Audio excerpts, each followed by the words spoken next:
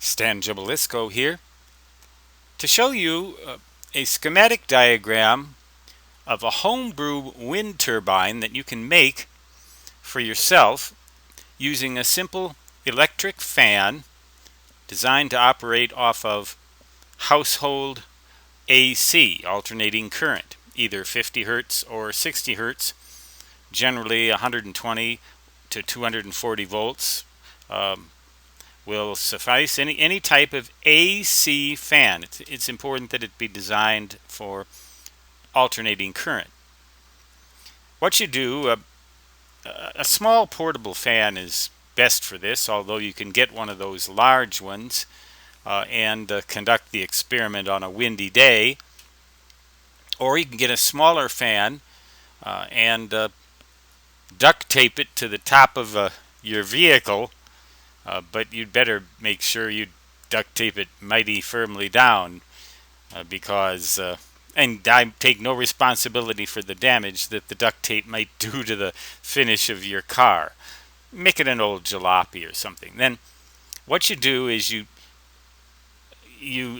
drive down the highway, and if any highway patrol people happen to see you, they're going to wonder what the heck you're doing. You can probably just tell them, I guess. The wind will blow through the fan, and you can, of course, at freeway speeds get quite a lot of wind, enough to turn the blades, and the fan motor, will operate like an AC generator. And then you take a simple rectifier diode and rectify that AC, and you can use a multimeter set for DC millivolts. Make sure you get the polarity correct, of course, and you can observe the effects that you get from operating a motor in reverse like this. Sometimes the experiment works better than other times. I recall when I did it, I used a small portable fan which had a base that I could easily tape down to the top of a vehicle that I didn't care about the finish and on the roof, about damaging the finish on the roof.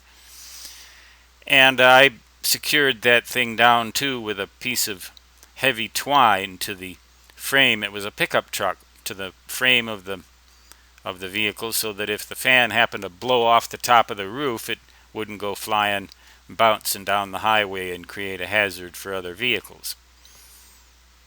I didn't have the patience to wait for a severe windstorm to conduct the experiment in to see what would happen, but even a moderate breeze would create a few DC millivolts through this fan. And the reason I suggest a voltmeter rather than an ammeter is because it will not place a heavy load on this fan generator, thereby allowing it to turn more easily. The more heavily a load you place on a generator, the heavier the load you place on a generator, the more difficulty you will have in getting these blades to turn, because it takes more power to generate more current. More mechanical power translates into more electrical power, and vice versa. If you want more electrical power, you're going to have to turn with more force, and it's going to make the job of the wind a little bit tougher. You're less likely to get good results. So I suggest a multimeter set to measure millivolts, possibly even volts if you get lucky, and you should get a significant reading, and therefore demonstrate.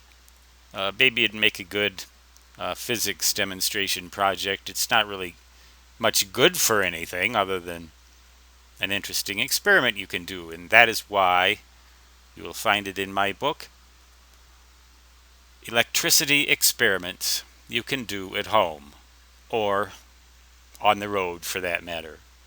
Stan Gibilisco signing off. Until next time, so long.